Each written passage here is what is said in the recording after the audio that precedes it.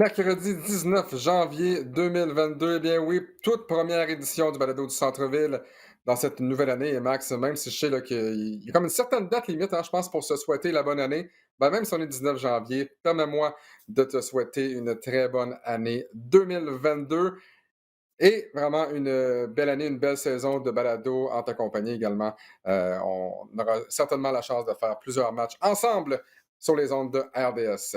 Comment s'est passé, Max, ton temps des fêtes? Ah, Je sais pas première pourquoi tu me question. poses cette question-là. J'ai l'impression qu'on s'est déjà parlé hors d'onde. Disons que mon temps des Aïe, aïe, fêtes a aïe. été un peu rocambolesque. J'ai malgré moi testé positif à la COVID le 26 décembre, donc une journée après Noël. Puis, écoute, ça a été un peu la panique parce on avait reçu Ouais. ma belle famille à Noël. Ma belle-sœur est enceinte de 8 mois. Mes beaux-parents ont plus de 70 ans, donc un peu plus vulnérables. Fait que c'est, tu sais, la première fois que tu testes à ça, c'est le premier test que je faisais en 2 ans, by the way. Euh, J'avais jamais eu de symptômes, puis mes premiers Mhm. symptômes, c'était des frissons la nuit, puis tu sais, j'ai dit, ah, je vais faire des tests rapides. Puis toute ma famille, on est quatre à la maison. Là. Ma femme et deux enfants ont tous testé négatif. Moi, je suis le dernier qui Ouais. teste, puis bang, positif. Ben, Puis tu as été une des mais, premières personnes que j'ai appelées parce on avait ben fait c'est un ça. match, je pense le 21 ou le Le 22. 23. Et 23, le il me semble. 23, excuse, j'ai fait avec Matt Jolivet le 22. Ah non, Et c'est ça. Avec moi le 22, puis avec Max le 23. Mais pour ceux là, qui pensent que les plexiglas, peut-être que ça ne fonctionne pas, ben écoute, soit que les plexiglas n'ont pas fonctionné ou que mon vaccin a fonctionné, là, mais moi, j'ai rien eu. Donc, on touche du bois de ce côté-là et on espère vraiment que exact. l'année 2022 ben, sera meilleure que l'année 2021, évidemment. Donc, aujourd'hui à l'émission, c'est la question des Raptors de Toronto qui ont vu leur séquence de victoires prendre fin sur notre antenne contre les Suns de Phoenix. On va parler du retour au jeu de Klay Thompson, de Kyrie Irving. Est-ce qu'on s'attendait à revoir Kyrie Irving dans l'uniforme des Nets cette saison? Et aussi rapidement, peut-être pas, mais chose certaine, Kyrie Irving a effectué son retour au jeu. On vous parle également de la date butoir des transactions qui arrive à grands pas le 10 février prochain à compter de 15 heures. D'ailleurs, on peut confirmer qu'on vous présentera un Facebook Live, donc sur la page Facebook de RDS et diffusion également sur le rds.ca à compter de 15 heures le 10 février. Et on vous propose en fin d'émission une entrevue avec Bénédicte Mathurin, une entrevue qui a été réalisée la semaine dernière lors d'un match Oui. de la NBA à l'antenne de RDS. Bref, on ratisse large, mais on a manqué un dernier mois. On a pris une petite pause à la suite du temps des fêtes, mais là, on est de retour chaque 2 semaines jusqu'aux séries éliminatoires et par la suite, à partir des séries, on sera là chaque semaine. Vous avez été nombreux à nous écrire, à savoir quand on allait être de retour. Ben, c'est ça, aujourd'hui, le 19 janvier. Et là, tout le monde est en santé et c'est ce qui compte. Et parlant de santé, Max, notre invité d'aujourd'hui respire la santé. Contrairement peut-être parfois à sa connexion Wi-Fi, l'entraîneur-chef des Blackjacks d'Ottawa, Charles Dubébré. Charles, encore une fois, toujours un plaisir de t'avoir en notre compagnie. Mais là, je dis respire la santé. Euh, Comment tu vas présentement? Super, super. Écoute, Oui. suite à la plus grosse tempête de neige à Toronto dans les 14 dernières années, on a eu un bon 40 centimètres. On s'est cru au Québec ici. On a normalement un hiver plus doux que dans la belle province, mais ça ne s'est pas réalisé pour nous dans les derniers jours. Mais sinon, oui, tout va bien. J'ai eu les petits soubresauts de la COVID aussi, comme notre ami Max pendant le temps des fêtes. Mais écoute, je pense que ça fait partie de la réalité actuelle. Ouais. Puis, ben, je sais, moi, il n'y avait pas de plexiglas dans mon cas, Alex, mais ce que j'espère, ce que je pense, c'est que Pfizer a cassé la gueule à Omicron. Fait que ça s'est très bien passé pour moi avec aucun symptôme.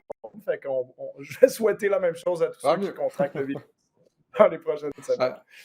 Charles, avant de parler de l'NBA, j'aimerais revenir avec toi sur ton expérience que tu as vécue à titre d'entraîneur adjoint de la formation de la CEBL, les Stingers d'Edmonton, pour l'occasion. Vous avez disputé 2 matchs au Nicaragua. Vous êtes reparti avec une fiche d'une victoire et un revers. Et là, vous rejouez dans un peu plus de 10 jours, si ma mémoire est bonne, contre ces mêmes 2 formations. Comment tu as aimé ton expérience d'entraîneur adjoint de cette formation-là de la CEBL?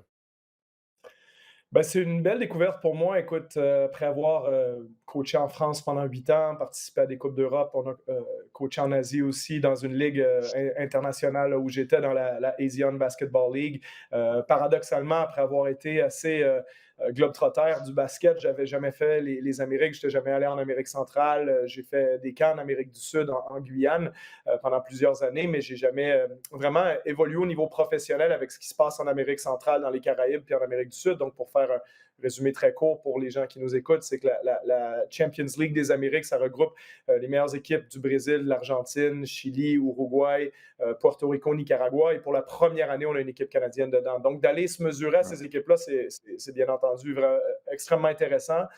Beaucoup d'ambiance au stade à Managua pour le premier match contre Real Estelí, qui est l'équipe phare du Nicaragua, qui est en finale l'année dernière de cette compétition-là. Donc, vraiment un stade plein à craquer, extrêmement bruyant. 1 heure et demie avant le match, le stade était rempli, puis on ne s'entendait pas parler pendant les échanges. Fait que vraiment une super ambiance. Puis on a causé une grosse surprise en gagnant ce match-là. Quand je dis surprise, pas nécessairement surprise à mon avis aux yeux de l'effectif. Je pense que notre effectif était assez bon pour gagner, mais aux yeux des gens qui nous voient comme les petits nouveaux dans ce championnat-là. Puis ensuite, on a perdu le lendemain contre Porto Rico, qui, à mon avis, pour l'instant, est une meilleure équipe que nous. Ces équipes-là, heureusement pour nous, sont dans la même situation, c'est-à-dire que c'est des ligues qui n'ont pas lieu en ce moment, contrairement au Brésil, Argentine et compagnie, ce qui fait qu'on met les équipes sur pied là, de toutes pièces pour ces compétitions-là. Ce n'est pas nécessairement simple. On a eu un camp d'entraînement de 4 jours ici à Toronto. Ensuite, on est parti au Nicaragua, on s'est entraîné pendant 2 jours là-bas avant de faire les matchs. Donc, ce n'est pas nécessairement simple.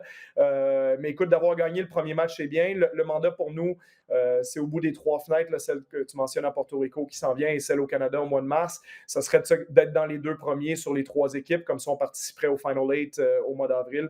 Donc, d'avoir gagné un match sur 2, déjà, c'est un bon pas vers l'avant pour une qualification.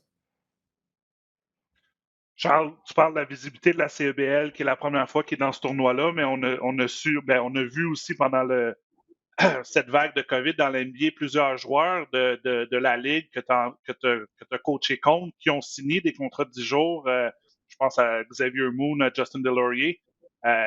Pour toi, qu'est-ce que ça te fait de voir des joueurs de cette ligue-là que peut-être monsieur, madame, tout le monde ne connaît pas encore ou vont apprendre à connaître, te dire hey, c'est quoi le calibre de ce jeu-là?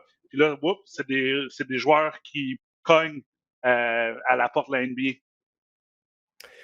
Ben écoute, c'est une confirmation de choses qu'on sait déjà. Moi, Xavier Moon, tu vois, qui est le MVP des 3 premières saisons ici, pour moi, quand je voyais son niveau de jeu l'été passé, je me dis, il n'est pas très loin de la NBA, à mon avis, puis il le prouve. Là, il a fait même un match à plus de 10 points avec les Clippers.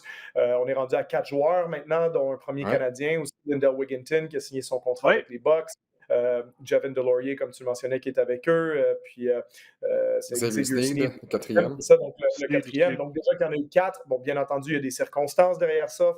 J'aime bien dans la vie être neutre et pas juste partir et m'enflammer sur tout ce qui se passe. Mais pour moi, il n'y a pas de doute que le calibre de jeu de la CEBL, c'est une confirmation que c'est quelque chose qu'on n'a jamais eu au Canada auparavant. Puis justement, pour les gens qui sont à Montréal puis qui attendent de voir un peu ce que c'est, je pense qu'il faut embarquer dans le bateau maintenant parce que c'est vraiment une ligue en pleine expansion avec un beau calibre puis qui va être accueillante pour tout le monde qui va aller voir jouer les équipes de la CEBL.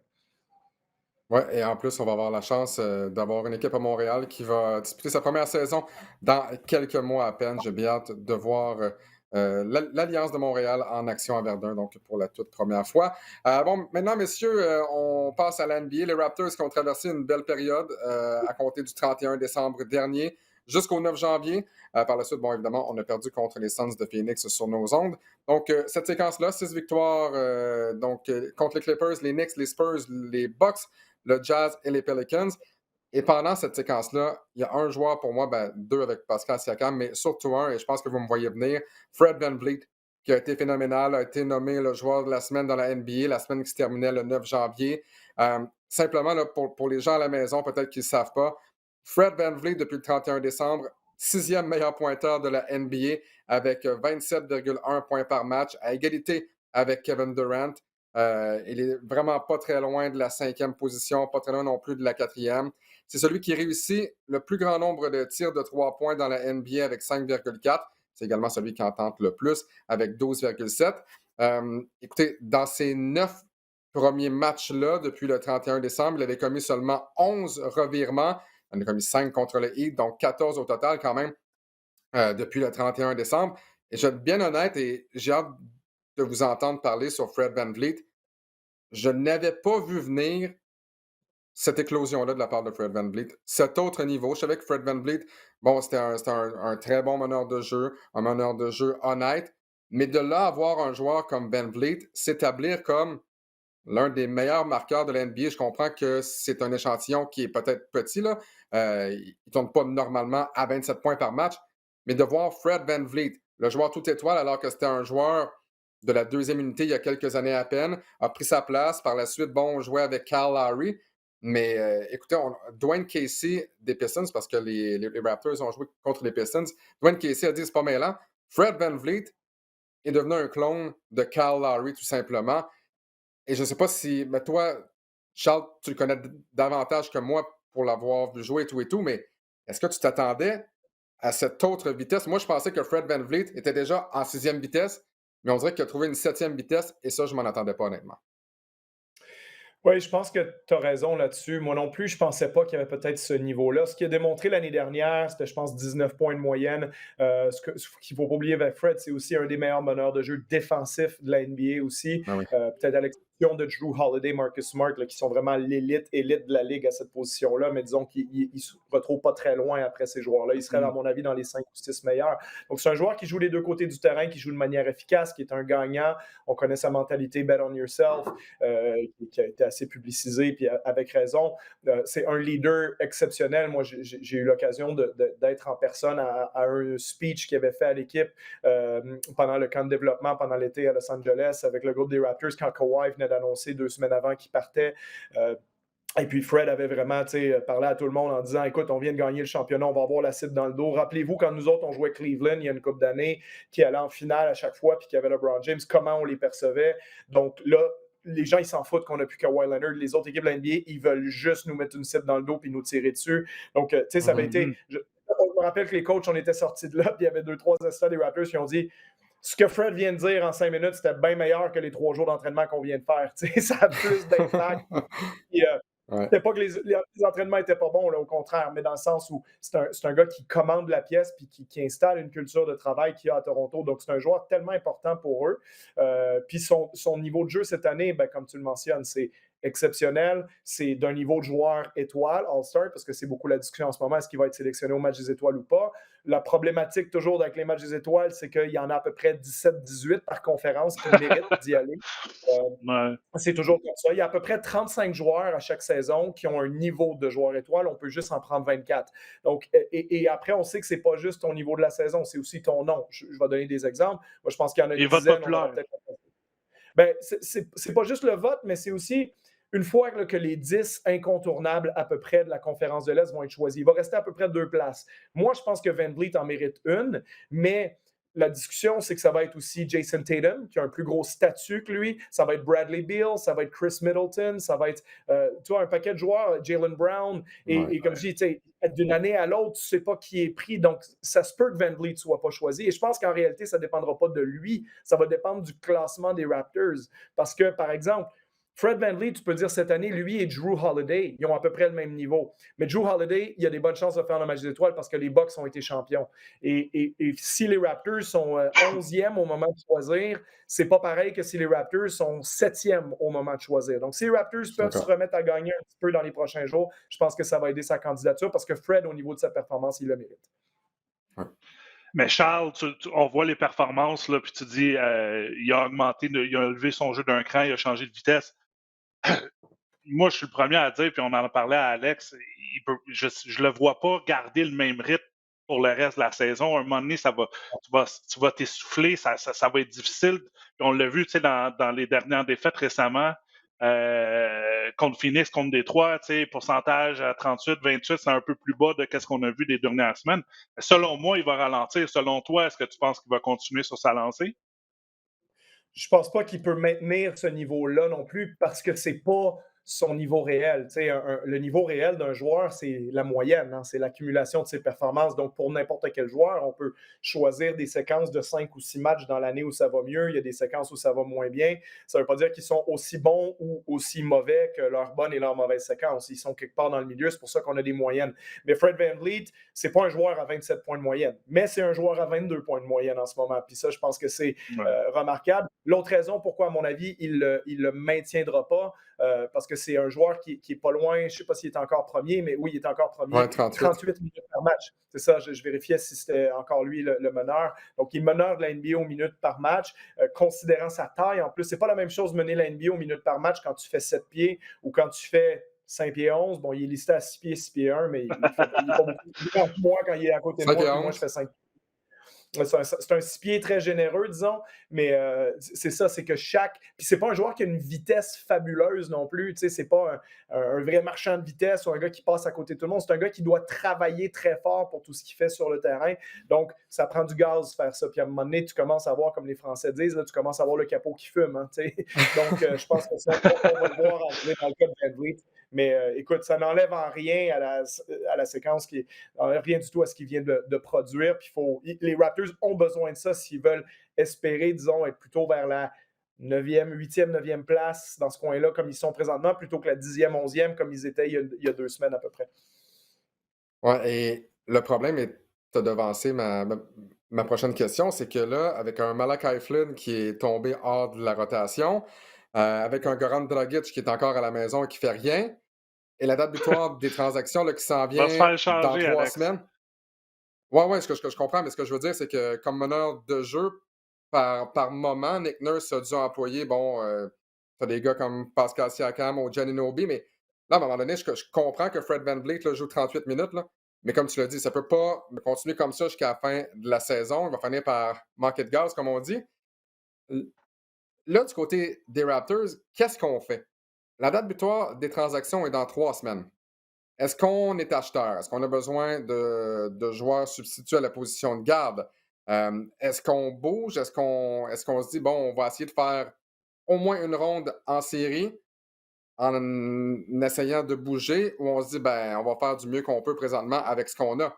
Parce que là, Fred VanVleet, honnêtement, on est le 19 janvier, il ne t'offre pas comme ça encore pendant 3 mois. Là.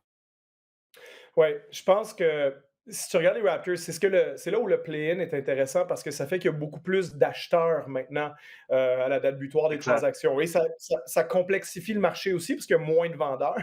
Parce qu'il y a des équipes qui veulent sauver leur saison en se qualifiant. Puis c'était aussi le but du play-in, c'est que ça permette à plus d'équipes d'être encore dans la course à ce moment-ci de la saison. Je pense que du côté des Raptors, il faut clairement, si tu es quelque chose, tu es acheteur. Tu n'es absolument pas vendeur. C'était pas une évidence en début de saison parce qu'il fallait attendre de voir comment ça allait se passer. Mais je pense qu'au vu de comment ça se passe présentement, si tu es quelque chose, tu n'es probablement rien du tout, à mon avis. Je ne pense pas que quelque chose va se passer à Toronto. Mais si tu es quelque chose, tu es acheteur. Après, le paradoxe là-dedans, c'est qu'on dit effectivement, ce qui leur manque, c'est un deuxième garde. Moi, je vais taire son identité, mais il y a un assistant coach des Raptors cette année qui, quand je parlais de lui des minutes où Fred VanVleet n'est pas sur le terrain, il me répond à la blague, il dit hey, si seulement on pouvait avoir un genre de vétéran deuxième meneur de jeu qui a déjà été qui a déjà fait un match des étoiles sur notre équipe, avec un petit clin d'œil. Dans le sens où on a le profil parfait du deuxième meneur de jeu dans notre équipe, mais on ne le fait pas jouer. Puis il ne disait pas ça dans un sens d'attaque contre ce que les Raptors font, mais ça démontre à quel point ils sont en mode futur, les Raptors. C'est-à-dire que Dragic, de toute façon, dès le début de la saison, il y avait des chances énormes que soit on l'échange ou si personne n'en veut, ce qui est probable, hein, parce qu'il gagne 19 millions par année, c'est pas grand monde qui va te donner un joueur de 19 millions pour avoir Goran Dragic qui est en fin de contrat. Le scénario le plus probable pour Dragic, c'est qu'il se fasse racheter son contrat. On va lui donner un montant, il va redonner de l'argent aux Raptors, et puis il va pouvoir signer avec qui il veut. On sait qu'il aimerait retourner à Miami. C'est pas impossible qu'il y retourne, entre autres, mais il va aller avec une équipe qui peut jouer le titre. Puis les Raptors, on a pris une décision, on le fait pas jouer de toute façon, on préfère faire jouer des jeunes, parce qu'en réalité, ce qu'on aurait besoin, c'est un Goran Dragic, puis on l'a, mais on choisit de ne pas le faire jouer pour ces raisons-là. Ouais. Moi, je pense que les Raptors, si jamais il y a un move à faire, ça c'est ce que j'ai entendu certains experts américains dire, puis je suis d'accord avec ça, c'est peut-être considérant qu'on a un peu trop de joueurs sur le front court, on a un peu trop de grands pour ce qu'on veut faire jouer, parce qu'on fait des expériences avec Anunoby, Siakam, Barnes, on joue du basket sans position, tout le monde fait 6 pieds 9 dans l'équipe, etc., etc. Puis donc, au final, ben, tes vrais grands, entre guillemets, en l'occurrence, deux des trois sont montréalais, Cambridge et Boucher, et celui du futur, potentiellement, c'est Achiuwa. On en a peut-être un de trop là. Donc, et je pense que Chris a une valeur marchande plus grande que Cambridge, plus explosif, peut produire un peu plus. Donc, est-ce que si une équipe est intéressée à Chris, est-ce qu'on ne va pas chercher un joueur de périmètre de plus, un tireur extérieur de plus? On n'a pas beaucoup de shooting à Toronto. Ça peut être une possibilité. Mais autrement que ça, je ne vois pas beaucoup d'échanges à Toronto d'ici la date des échanges. Bon, ce sujet-là m'ouvre la porte à notre prochain. Max, on en a parlé plus tôt, la date butoir des transactions prévue pour le 10 février prochain à 15h. On vous rappelle, Facebook Live sur la page de RDS. Il y a des équipes qui vont bouger à la date butoir, d'autres qui vont attendre, d'autres qui vont faire leur coup avant. Et ce qui est bien pour nous, parce que notre prochain rendez-vous là, au balado du centre-ville, c'est dans 2 semaines, donc 1 semaine avant la date butoir. Quelles sont peut-être, à votre avis, messieurs, des transactions qui pourraient survenir dans la NBA? En fait, soit des transactions ou quelles formations, selon vous, seront vendeuses ou acheteuses? Peut-être à commencer avec toi, Max. Ben, je voudrais toucher le point de Charles, c'est qu'avec le play-in aussi, puis aussi avec la parité de la Ligue cette année, tu regardes le classement, là, il y a peut-être 5 équipes en ce moment que tu dis, OK, ils vont pas faire les séries ou ils vont pas faire, ils seront pas capables de faire le play-in. Donc, côté vendeur, ben, c'est sûr que tu regardes, je pense, le joueur le plus attrayant. Tu as un joueur comme Jeremy Grant à Détroit. On l'entend beaucoup dans les rumeurs de transactions. Même s'il est blessé en ce moment, je regarde aussi du côté des Pacers, on entend parler de Miles Turner, peut-être Sabonis. Ça, c'est peut-être des gros joueurs. On a eu des petits échanges là, en ce moment qui ont eu lieu. Là. Brian Forbes, qui est un excellent tireur de 3 points, est passé à Denver, là, un échange à 3 avec Boston et San Antonio. Mais du côté, c'est ça, du côté vendeur, c'est peut-être le Magic, mais en même temps, ils sont en reconstruction, ils n'ont peut-être pas beaucoup de choses à vendre. Détroit, Indiana, on a eu Cam Reddish qui est parti à New York aussi là, la semaine passée. Fait que t'as eu les Hawks qui ont bougé, mais eux autres aussi, ils ont une panoplie de joueurs de périmètre, joueurs en 3, en 2-3. Donc, de mon côté, je trouve que cette année, on dirait qu'il y a un peu moins de gros joueurs, gros noms qui sont sur le marché des transactions, la fameuse marché des rumeurs. Mais connaissant connaissant les directeurs généraux, connaissant l'historique, la NBA, les joueurs qui veulent, les équipes qui veulent gagner maintenant, ils vont tout faire pour aller chercher le joueur qu'il faut. Sauf que je m'attends pas à ce que ce soit des gros joueurs, là, des blockbuster trades qui vont arriver là, cette année, malheureusement. Ben, c'est drôle parce que, tu sais, je me souviens, il y a 1 an, on se disait à peu près la même chose. Et là, en l'espace d'à peu près 20 minutes, là, ça a été l'enfer. Une transaction après l'autre, après l'autre, après l'autre, après l'autre. Je me souviens, j'en étais étourdi. Je pense que c'est vers midi moins quart, il y a 1 an, à la date butoir. Pour toi, Charles, quelles sont peut-être là, les équipes qui sont peut-être plus propices à être acheteuses? Acheteuse, la question, c'est est-ce qu'ils vont le faire par un échange ou simplement par le marché des buyouts? Hein? C'est souvent ça qui est devenu même prédominant. L'année passée, comme tu le mentionnes, il y a eu une date limite des transactions assez mouvementée, mais il y a des années où même la plupart des années, c'est relativement calme parce que les équipes ont des discussions sans arrêt. Il y a des gens qui sont payés à temps complet pour construire des scénarios d'échange. Je veux dire, dans tous les bureaux de la Ligue en ce moment, il y a des dizaines et des dizaines d'échanges fictifs qui se construisent puis qui ne se feront pas. 99% de ces échanges-là n'auront jamais lieu. Les joueurs qui peuvent changer d'adresse, dans les gros noms, Ben Simmons, mais il ne semble pas y avoir beaucoup de traction là-dessus. Puis je ne pense pas que Daryl Morey va flancher à la date limite des échanges, à moins qu'il obtienne ce qu'il veut. Moi, l'équipe qui m'intrigue, non seulement à la limite des transactions-là, mais pour cet été puis la suite des choses, c'est les Trailblazers de Portland parce que les choses ne vont pas bien là-bas.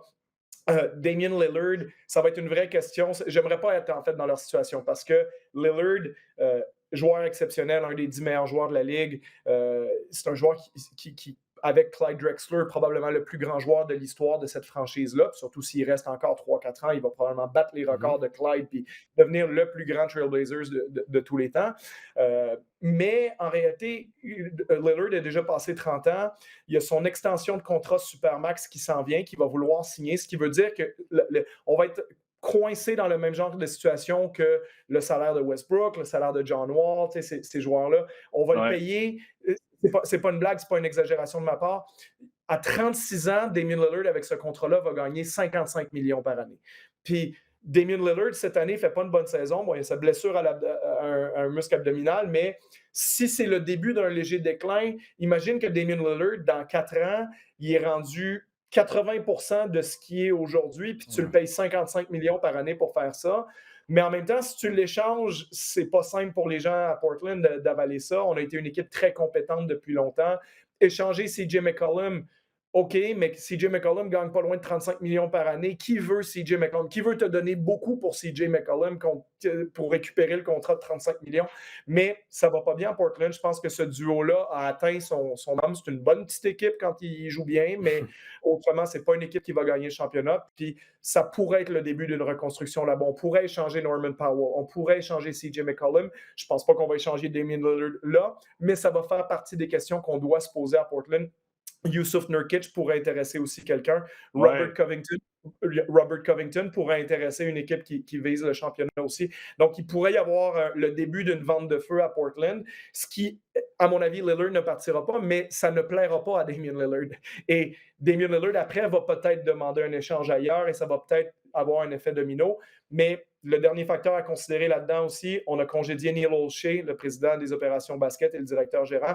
Est-ce que le gars qui est là par intérim en ce moment, je ne me rappelle même plus de son nom, est-ce qu'il a les pleins pouvoirs pour faire des mouvements de personnel aussi importants? Ça, c'est une vraie question et ça peut jouer un rôle d'ici la date limite des transactions. Mais surveillez ce qui va se passer à Portland parce que ce n'est pas une équipe qui dégage des très, très bonnes vibes, disons, depuis quelques mois. Parce que déjà que Damian Lillard a demandé de l'aide à mots à peine couverts, là, si on commence à échanger des pièces autour de lui, c'est pas ce que j'appelle de l'aide vraiment. Il y a deux formations. C'est pas attrayant jouer à Portland, les gars. Non. Malheureusement pour Damian Lillard et CJ McCollum. Non, exact. Mais je pense que comme Charles a dit, ils ont eu leur moment de gloire, mais ils se sont pas rendus loin et là, en ce moment, ils sont sur la pente descendante. Puis, écoute, c'est vrai que je sais pas qu'est-ce qui va arriver, mais c'est des grosses décisions. Là. Damian Lillard, c'est un des visages de la NBA. Là. Comme Charles dit, c'est un des top 10. Puis, ça fait de l'argent. Parlez-en à la personne qui a signé le contrat de John Wall en ce moment. Ben, c'est exactement John Wall que je pensais. Et comme j'allais dire, monsieur, oui, il y a des équipes qui vont attendre à la date butoir des transactions, mais il y en a qui ont mis la main sur deux des meilleurs joueurs de la NBA sans même devoir boucler une transaction. Je parle évidemment des Warriors du Golden State qui ont vu Klay Thompson revenir au jeu. Même chose pour les Nets de Brooklyn et Kyrie Irving. Dans le cas de Kyrie Irving, il a disputé 4 matchs, 20 points en moyenne. Et dans le cas de Klay Thompson, il a joué 5 rencontres, 15 points de moyenne. Je veux dire, juste 15 points, ouais, pas de problème, mais il a joué simplement 21 minutes de jeu. Les médias ont posé évidemment des questions à Klay Thompson avant hier, je me souviens bien, ou hier matin, sur son temps de jeu. Il a dit, écoutez, moi, là, je me fie vraiment aux médecins. Je suis simplement content d'être sur le terrain, de pouvoir aider mon équipe. Une équipe quand même qui traverse une période assez difficile. Malgré tout, même chose pour les Nets de Brooklyn. Le retour de Kyrie Irving, c'est parfait. Mais encore une fois, le Big Three qui ne sera pas en mesure de jouer ensemble, à tout le moins pas pour le prochain mois, alors que Kevin Durant s'est blessé. Il s'est blessé au genou gauche. Et les Nets de Brooklyn, seulement 4 victoires à leurs 11 derniers matchs. Et Kyrie Irving, on vous le rappelle, il va jouer à l'étranger seulement. Pas question de jouer à domicile en raison des restrictions de la COVID dans l'État de New York. Et évidemment que Kyrie Irving s'est fait questionner, à savoir, surtout avec la blessure subie par Kevin Durant, est-ce que tu penses te faire vacciner? Et encore une fois, de façon très calme, il a dit non. Moi, je suis un être humain avant tout. Vous me posez des questions à savoir, parce qu'il y a beaucoup d'amateurs de la NBA, des partisans qui aimeraient voir Kyrie Irving à New York disputer chaque match. Mais Kyrie Irving dit, Écoutez, moi, à la base, je suis un être humain. Je ne suis pas un joueur de basketball. Je fais mes décisions basées simplement sur moi-même et sur le fait d'être un être humain à part entière. Pas de problème. Là, présentement, les Nets de Brooklyn, ils pourraient décliner assez rapidement. Je ne suis pas en train de dire que les Nets là, vont finir 8e ou 9e, là. Mais le classement dans l'Est est quand même relativement serré. On est sans Kevin Durant pendant au moins un mois. Kyrie Irving joue simplement les matchs à l'étranger. Chose certaine, pour vous, quel est le retour qui aura peut-être le plus gros impact sur sa formation? Celui de Klay Thompson avec les Warriors ou Kyrie Irving avec les Nets? Vas-y, Charles. Ouais, c'est complexe de répondre à cette question-là parce qu'il y a tellement de niveaux. Je pense que dans l'ensemble, les Nets avec Kyrie Irving, c'est probablement la meilleure équipe de l'NBA. Si Kyrie Irving joue tous les matchs, c'est l'équipe qui a le plus gros trio de joueurs. Ils ont des joueurs complémentaires autour. Il ne faut pas oublier qu'en ce moment, Joe Harris est blessé aussi. Pas nécessairement une situation facile à Brooklyn. Puis le classement ne leur est pas très favorable en ce moment, mais c'est quelque chose qui oscille quand même beaucoup parce que le top 6 dans l'Est a à peu près tout le même niveau depuis le début de la saison, simplement différents moments. Donc, je pense que Irving, il redonne une qualité de plus aux Nets. Je pense qu'à un certain point, les Nets se sont fait l'idée que, écoute, c'est mieux de l'avoir à l'extérieur que de ne pas l'avoir du tout. Pensant peut-être aussi aux séries éliminatoires en se disant, ben écoute, imagine là, si les Nets ils finissent 5e ou 6e, puis qu'ils se retrouvent dans une série, ou même s'ils étaient 4e, puis dans une série de deuxième ronde contre Milwaukee. Mais s'ils n'ont pas l'avantage du terrain, puis que ça s'en va en 7, Kyrie Irving, il joue le match numéro 7. Alors que Oh, pas Charles. non, mais pour de non, vrai, il va jouer ça sur la route. Ben c'est ça. Ah, c'est peut-être quasiment mieux. C'est peut-être quasiment mieux de ne pas avoir l'avantage du terrain. C'est rendu fou. je comprends. C'est rendu Mais... fou. Pour de vrai, il faut que tu y penses. Ou alors, l'autre question, s'ils jouent les games à New York, qu'est-ce qui se passe? Une amende? Les Nets, Joe Tsai, propriétaire pas d'Amazon, mais de l'équivalent chinois. Alibaba, je pense. Oui, c'est ça. Ben, c'est pas comme si Joe Tsai n'a pas les moyens de payer l'amende pour le faire jouer une dizaine de matchs à domicile. Tu sais, quand même, s'ils se font mettre à l'amende un demi-million par match, ben, ça fait 5 millions à payer, puis tu as quand même 20 matchs. Non, mais moi, je peux m'attendre à tout de la part de différentes organisations. Après, c'est sûr que ton image publique en prend un coup. Maintenant, du côté des Warriors, pour Klay, il faut lui laisser quand même du temps un peu. Il lance 37% du terrain, mais le gars, il n'a pas joué au basket depuis 2 ans. Je pense que c'est voulu aussi de lui donner beaucoup le ballon, qu'il retrouve des sensations. Tu vois, ses minutes maintenant sont rendues à 22 plutôt qu'à 20. Je pense qu'après, on va voir ça monter à 24, 26. On va y aller de manière graduelle. On n'a aucun intérêt à brusquer les choses dans son cas. Mais je suis quand même légèrement inquiet du niveau des Warriors et particulièrement de celui de Steph Curry parce que la narration utilisée par les journalistes depuis le début de l'année, ils ont commencé l'année 18-2, tout le monde votait pour lui comme MVP, le record de 3 points, tout ça. Si tu regardes en détail, Steph Curry fait une des pires saisons de sa carrière. Il était à 32 points de moyenne l'année passée. Il est à 26 cette année. Son pourcentage au tir est passé de 48 à 42. Son pourcentage aux 3 points est à 38. C'est le plus bas de sa carrière. Donc, d'une manière globale, Steph Curry fait une des pires saisons de sa carrière. Pourtant, c'est pas ça qu'on a en tête. Et depuis environ 2 mois, ça se passe beaucoup moins bien pour lui. Donc, je suis encore curieux de savoir si les gens le mettent comme favori MVP parce que il joue beaucoup, beaucoup moins bien que l'année dernière et il a fini 3e l'an passé. Donc, pour moi, ça serait surprenant qu'il finisse premier, mais la plupart des gens semblent l'avoir encore là. Donc, il faut voir si Steph commence à manquer de gaz un petit peu lui aussi après avoir traîné cette équipe-là sur ses épaules pendant autant d'années. Écoute, pour Steph Curry, là, au mois de janvier, c'est 19 points par match, lance à 32% à 3 points, 37% du terrain seulement. Donc, connaît vraiment là, son pire mois de la saison. Pour toi, Max, retour de Curry ou retour de Klay, qui sera le plus important? Ben, écoute, si j'aime les soap operas, j'aime le retour de Kyrie parce que, comme Charles l'a mentionné, tu sais vraiment pas qu'est-ce qui va arriver. La police va être là, tu sais, va-tu jouer, il va y avoir des amendes. Ça va-tu être mieux de jouer sur la route, pas finir dans les top 3? En tout cas, c'est un peu incroyable, un peu loufoque. Puis, je pense que ça fait une mauvaise image un peu là, à la Ligue d'avoir laissé Kyrie jouer sur la route, pas dans l'État de New York, mais il peut jouer dans les États où il a le droit. Moi, personnellement, j'adore le joueur que Klay Thompson est, l'image qui est, la persévérance. Il y a eu 2 grosses blessures back-to-back. J'étais content de le revoir jouer. C'est sûr que là, les Warriors sont peut-être pas dans une bonne lancée. Draymond Green n'est pas là aussi. Mais je suis content. Moi, je pense que j'aime mieux voir un retour de Klay Thompson que voir un retour, semi-retour, si je peux dire, de Kyrie Irving. Donc, Bien sûr, ouais. je vais prendre Thompson.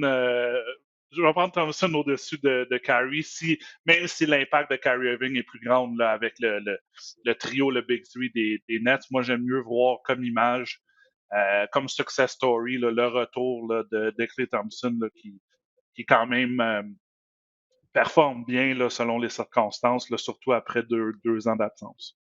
Les Warriors de Golden State, je le mentionnais, c'est difficile pour les Nets avec 4 victoires à 11 derniers matchs.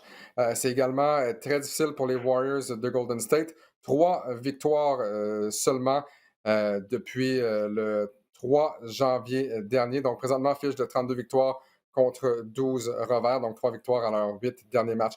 On va rester, si vous voulez bien, dans le thème des Warriors de Golden State parce que la semaine passée, Steph Curry est allé d'une déclaration qui en a fait sourciller plusieurs. Il a dit « Les Warriors de Golden State de la saison 2016-2017 battraient les Bulls de 1995-1996, donc le 3e titre de Jordan. » On va mettre rapidement là, les choses en perspective.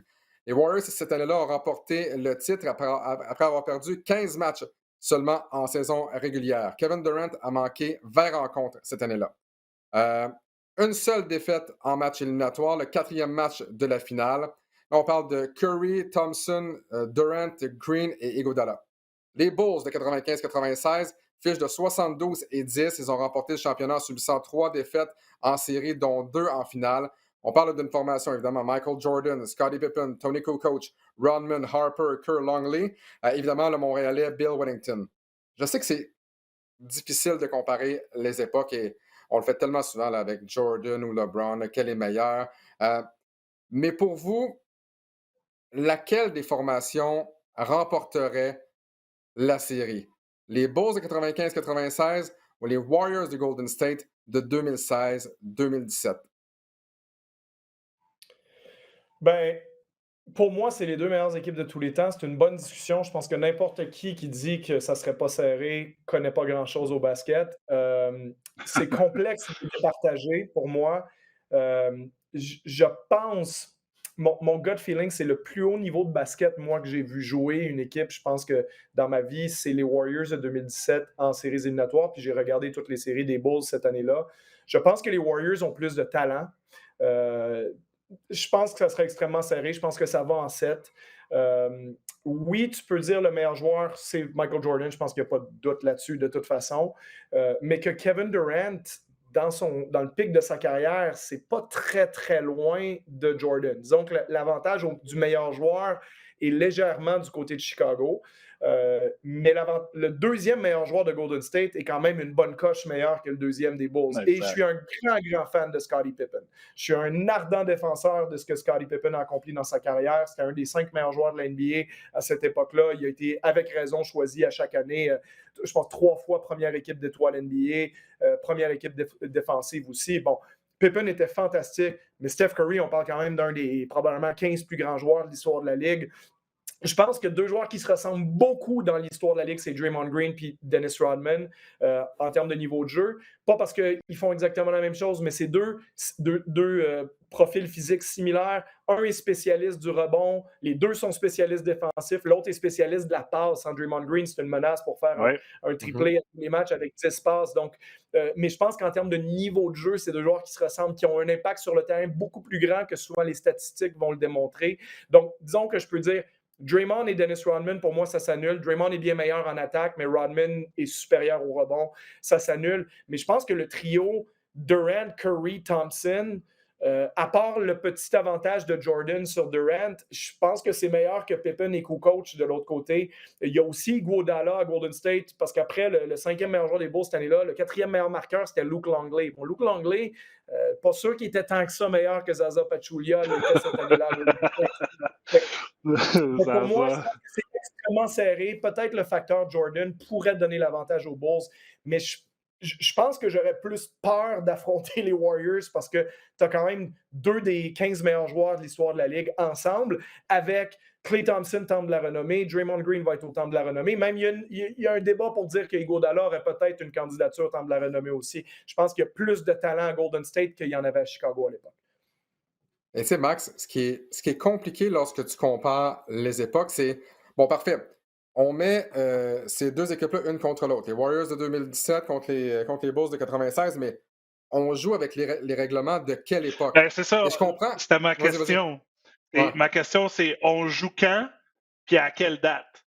Parce que tu as deux mentalités complètement différentes. Le pace, là, excuse-moi, le rythme du jeu, la vitesse du jeu a complètement changé. Là. Avant, tu avais le joueur qui allait sur le 45 qui voulait adonner à l'intérieur ou faisait le triangle offense de Phil Jackson. Tu avais des joueurs dos au panier, Shaquille O'Neal, Juwan, Ewing, name it.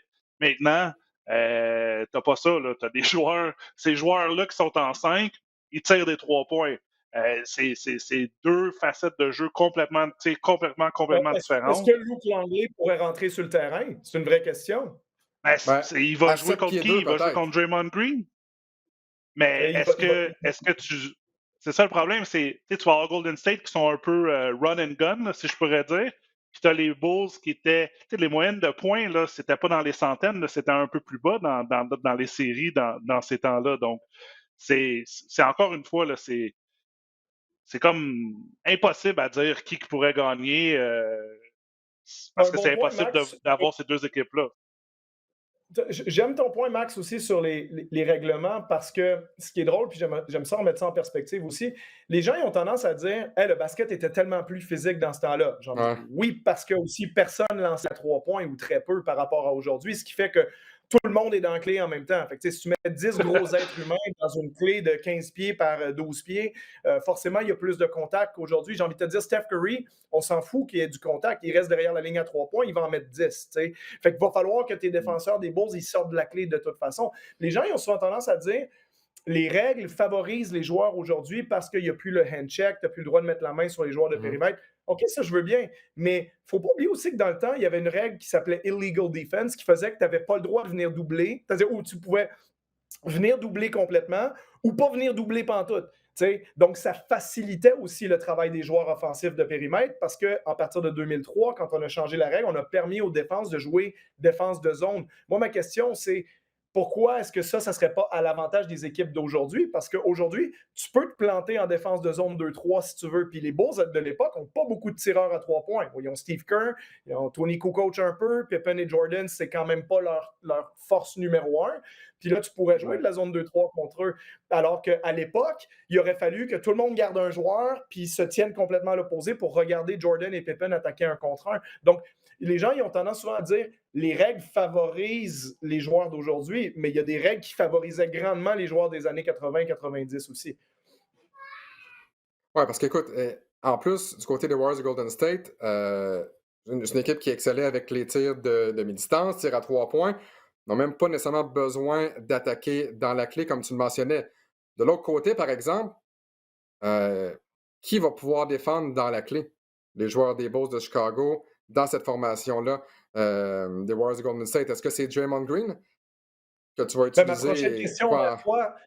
Ma prochaine question envers toi, qui va dans la clé?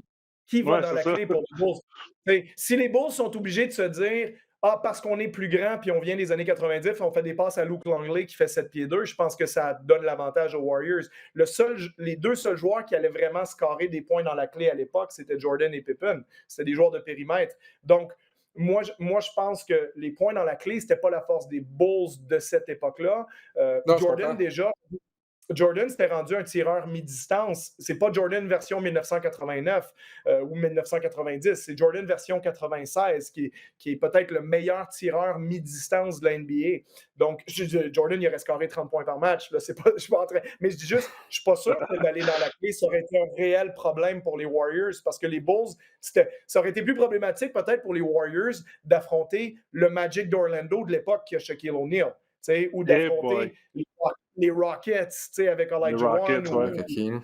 C'est ça, les équipes qui avaient un joueur de centre dominant. Les Bulls, c'était une équipe qui était très orientée périmètre. Les 3 meilleurs marqueurs de cette équipe-là, c'est des joueurs de périmètre. Et comme je dis, Jordan, version 96, allait beaucoup moins au panier que Jordan, version 1989-90. Et c'est le mouvement du ballon aussi des Warriors de Golden State. Écoutez, un joueur comme Steph Curry court une dizaine de milles, je me souviens bien, par match, une dizaine de kilomètres. Le mouvement de ballon, le mouvement même sans le ballon des joueurs, j'aimerais bien voir ça, les joueurs des Bulls de Chicago, courir après un gars comme Steph Curry, entre autres. Écoutez, ce serait vraiment là, une série phénoménale entre les Warriors et les Bulls. Malheureusement, bon, à moins de faire une simulation en jeu vidéo, on n'aura jamais l'occasion de voir une telle série. Et un dernier point seulement, tu parlais des défenses beaucoup plus physiques.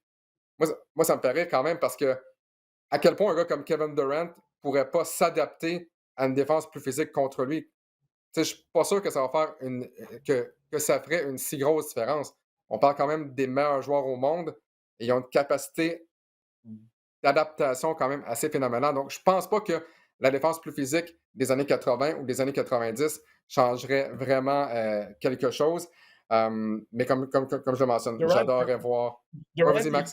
il lancerait de loin. Durant, il lancerait de loin par-dessus ta défense physique. Ça me fait toujours rire quand les anciens joueurs disent que les joueurs d'aujourd'hui ne pourraient pas jouer à leur époque. Moi, je pense qu'il y a plus de joueurs d'avant qui seraient en problème aujourd'hui parce qu'ils n'ont pas le niveau d'habilité et la vitesse nécessaire pour jouer dans le basket des années 2020. De toute façon, globalement, comme certains gens le disent, le iPhone 13, là, il fonctionne mieux que les téléphones des années 80. Hein. Les choses ont tendance à s'améliorer progressivement et on trouve des solutions à ce qu'il y avait avant. Donc, moi, la défense physique, c'est pas parce qu'on regarde un highlight de 3 minutes de YouTube que quelqu'un a posté sur Facebook où on voit les fautes flagrantes des Pistons puis des Knicks puis que ça devient une preuve absolue qu'il y avait plus de défense à l'époque.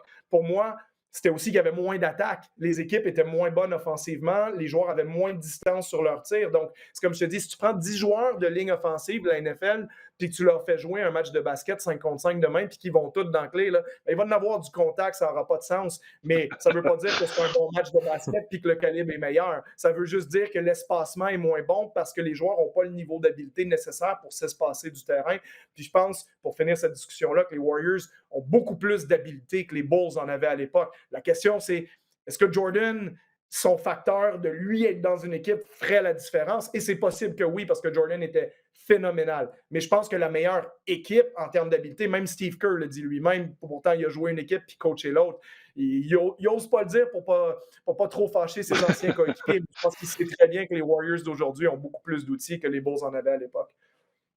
Messieurs, en terminant, parce que le temps file, on se doit de glisser un mot sur ce qui se passe du côté de l'Université Arizona et du Québécois Bénédicte Mathurin qui connaît une saison quand même, sans vouloir dire phénoménale, excellente saison. 18 points par match, 6,3 rebonds, lance à 50% sur le terrain, 36,3% au-delà de la ligne de 3 points. Et là, on le voit dans les simulations pour le prochain repêchage de la NBA. Évidemment, c'est l'avis de journalistes, c'est l'avis d'experts. On le voit régulièrement dans le top 15 au prochain repêchage. Il y en a qui le placent dans le top 10, certains qui le placent dans le top 5. Et Bénédicte Mathurin, qui l'eût cru qu'un joueur, et souvent, Max, on en parle, que ce soit en ondes ou au balado, qui l'eût cru qu'un joueur qui provient de Montréal, on parle de lui comme d'un choix potentiel top 5. Oui. Je pense qu'on est rendu là. Écoute, on en parlait, c'est les étapes. Il y a 15 ans, tu avais peut-être le premier joueur qui rentre dans la NCAA pour un top major. Le 10 ans, ce joueur-là, un autre joueur fait la même chose, mais joue des minutes. Maintenant, tu as des joueurs qui sont rendus dans la NBA, qui ont un impact dans la NBA. Là, on est juste rendu à cette étape-là. C'est toujours le dépassement, puis de voir que quelqu'un de chez vous qui a pelleté de la neige comme tu as pelleté, puis qui a mangé les mêmes affaires que toi, puis qui a payé les taxes que tu as payées.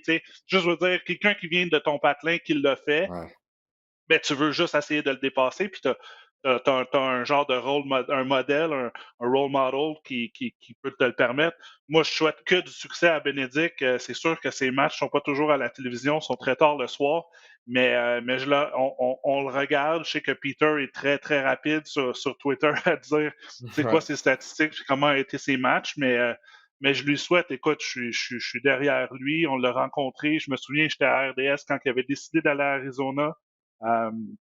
C'est une bonne personne, puis tu vois que il a même pas encore touché là, à son potentiel de talent. Là. Il est incroyable ce qu'il fait là, sur un terrain de basket. Puis, écoute, je lui souhaite que du succès là, à Bénédicte. Ouais.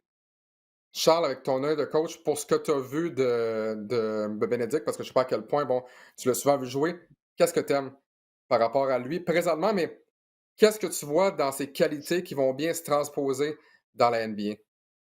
Ben, Bénédicte, qui est le profil que la NBA recherche probablement le plus, un ailier de 6 pieds 7, capable de manipuler le ballon, capable de lancer loin, qualité athlétique, capable de défendre, potentiel défensif. Donc, il y a vraiment tout ça avec lui. Là, on parlait de l'expérience des Raptors cette année, d'avoir que des joueurs d'assez grande taille sans avoir de vrais joueurs intérieurs. C'est le style que la NBA préconise de plus en plus, le basket sans position. Puis ça joue en sa faveur parce qu'il est exactement ce profil-là. Et ce que j'aime beaucoup de la saison qu'il fait en ce moment de Bénédicte, c'est qu'il ne se contente pas de refaire ce qu'il a fait comme recrue. Parce qu'il est intéressant l'année passée, c'est que tu disais, OK, il a un bon corps, puis il lance une 41% de la 3 points sur un volume pas trop gros. Donc ça te profile un peu comme un joueur, ce qu'on appelle les 3&D en NBA, hein, les joueurs style Danny Green, là, très bons défensivement, parce qu'ils ont un corps intéressant, puis ils tirent de la 3 points. Mais le Bénédicte de cette année, il prend le ballon dans ses mains, il crée beaucoup plus. Et même si son pourcentage à 3 points a diminué un peu plus, le volume a presque doublé. Ça veut dire qu'il est beaucoup plus dans la création. Il prend les tirs de fin de possession. Moi, c'est ce que j'ai vu de lui dans les matchs où je l'ai vu. C'est quelqu'un, il prend 13 tirs par match au lieu d'en prendre 7. Donc, tu sens qu'il y a un volume d'attaque beaucoup plus grand sur ses épaules maintenant, qui veulent dire aux équipes de la NBA, je suis plus qu'un joueur 3&D. Et c'est pour ça qu'il a grimpé dans le repêchage, plutôt que d'être un joueur comme l'année dernière qui était classé entre 20 et 30. 20-30, ça veut dire quoi? Ça veut dire qu'en NBA, on pense que tu vas être peut-être si on est chanceux, tu es le 5e titulaire. Si on n'est pas trop chanceux, tu es un backup, un joueur de rotation sur notre équipe. Mais quand tu es rendu entre 5 et 15, ce qui est ce que je pense qui est le plus réaliste pour Bénédicte, 5 et 15, ça veut dire, non, on te repêche pour que tu sois rapidement dans le 5 de départ, puis avec un peu de chance, peut-être qu'à un moment donné, tu vas faire le match des étoiles, parce qu'il y a à peu près en moyenne 6 joueurs par année, 6 par année du repêchage qui vont faire au moins un match des étoiles dans leur vie. Fait que si une équipe le repêche 6e, ça veut dire, ben écoute, nous, on a espérance qu'un jour, tu vas aller mettre les pieds au match des étoiles. Je lui souhaite parce que ce serait vraiment le fun d'avoir un vrai produit montréalais qui atteint ce niveau-là, comme Max, tu le disais, suite à toutes les étapes qui ont été franchies auparavant par les anciens. Exact. Oui, donc on souhaite la meilleure des chances à Bénédicte Mathurin. Et c'est tout le temps qu'on a pour le balado du Centre-Ville aujourd'hui, en ce 19 janvier 2021. Notre prochain rendez-vous, ce sera le mercredi, le 2 février. On va remercier évidemment Charles Dubébret. Encore une fois, très intéressant. Merci beaucoup pour ton temps ce matin. Charles. Et pour notre part, on va se laisser parce qu'on parlait justement de Ben Mathurin. On a eu la chance de s'entretenir avec lui il y a quelques jours à peine, la semaine dernière, alors que je faisais un match avec Peter Yiannopoulos. Donc, on a eu la chance de lui parler et on se laisse donc avec cette entrevue avec Ben Mathurin. On vous rappelle, prochain rendez-vous, mercredi, le 2 février prochain. C'est avec un grand plaisir qu'on accueille maintenant le Québécois qui dispute sa 2e saison avec l'Université Arizona, Bénédicte Mathurin. Bénédicte, merci beaucoup de prendre le temps de nous parler ce soir. Oui, merci à vous de prendre le temps. Ben, pour les gens qui ne te connaissent peut-être pas à la maison, tu es le 2e meilleur du Pac-12 avec une moyenne de près de 19 points par match. Tu tires à près de 39% au-delà de la ligne de 3 points. Et il y a plusieurs experts qui te voient sortir dans le top 5, voire peut-être top 10 au prochain repêchage. Ma première question pour toi, Ben, quelle est la différence entre le Bénédicte Mathurin d'il y a 1 an, donc à sa première année NCAA, et le Bénédicte Mathurin qui nous parle ce soir? Pour être honnête, c'est pas vraiment un grand changement, mais c'est juste à dire que je me suis amélioré. J'ai su que j'avais des choses à améliorer l'année passée. Et c'est vraiment en un été que j'ai fait le progrès de m'améliorer sur les choses qu'il fallait que j'améliore le plus pour devenir le joueur que je suis devenu aujourd'hui. Puis juste en général, la même personne, c'est juste que je me suis amélioré.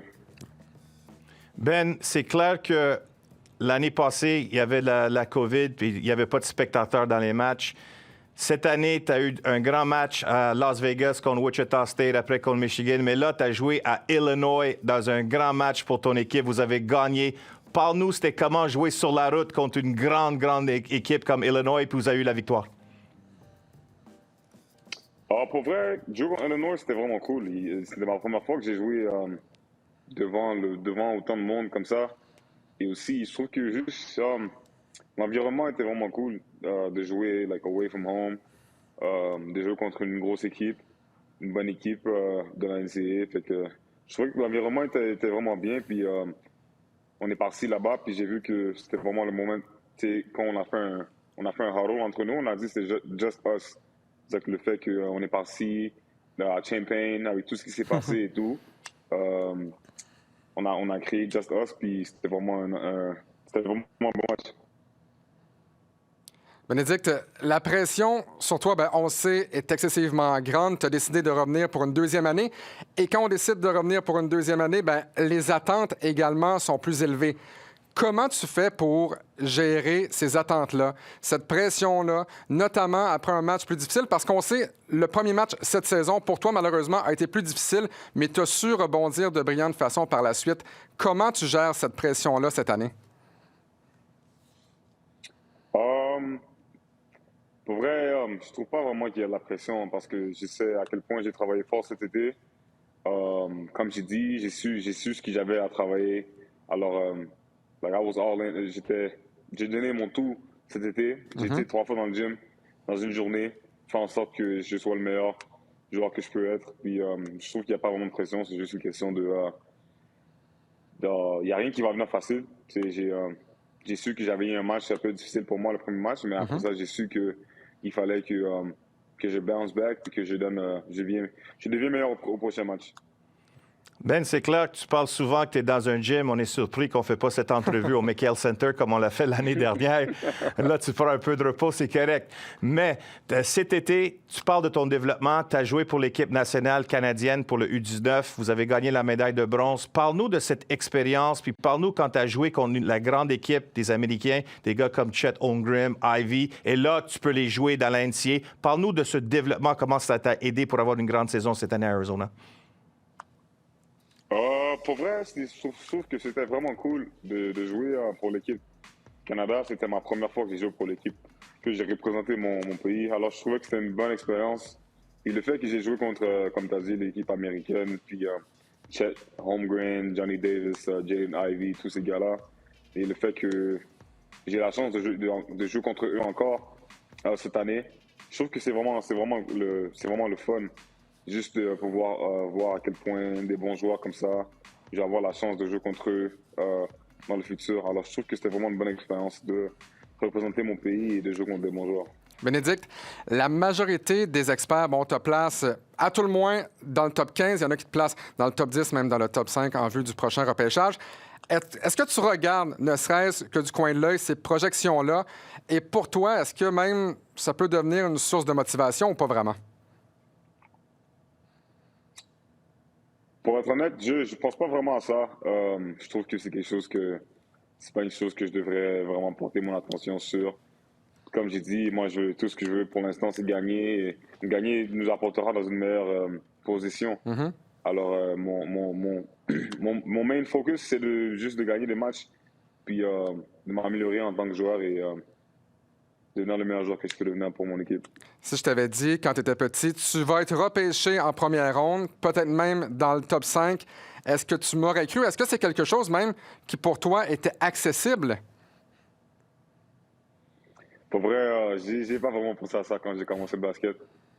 J'ai même pas pensé à la NBA parce qu'il n'y avait pas vraiment de joueurs d'où ce que je venais qui se sont rendus où ce que je vais me rendre plus tard dans la vie. Alors, c'est pas quelque chose que je pensais, mais à force que je commençais à vieillir et grandir, je me suis dit que je commence à avoir des trucs qui sont un peu plus possibles dans la vie. Et le fait que j'ai vu Lugans, Chris Boucher, Cam Birch, Joel Anthony, tous ces gars qui sont venus avant moi et maintenant moi le prochain ou les autres qui vont venir après moi, je trouve que c'est plus possible et plus réel à penser.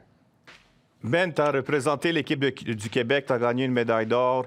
Il y a tellement de jeunes Québécois et tout le Québec qui te regarde jouer, des slam dunks, des alley-oops que tu fais.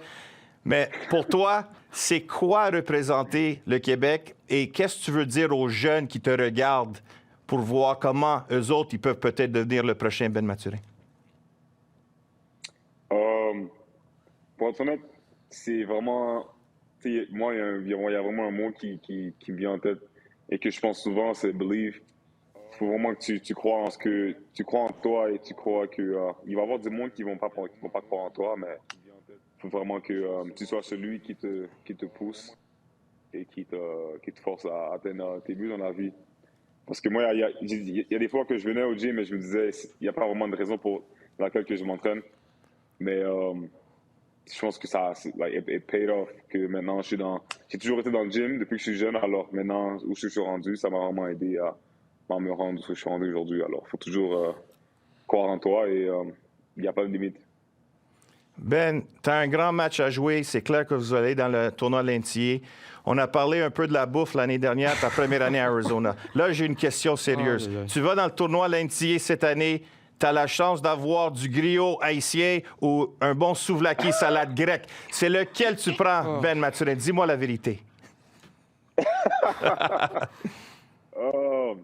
Non, je dois laver le griot. Tu sais déjà. Je sais la réponse. Ça manque beaucoup, mais un autre grec aussi, là, je peux vous dire que c'est vraiment bon, mais du fond de mon cœur, je pense que je serai là avec le griot parce que c'est quelque chose que depuis que je suis jeune, je mange et que j'aime. Ben, Peter parle du March Madness. Écoute, vous avez une fiche de 12-1, donc vous devriez avoir votre laissez-passer pour le March Madness. Tu dois avoir hâte de vivre ça pour la première fois. Ouais, pour être honnête, c'est la première fois que je vais jouer au March Madness.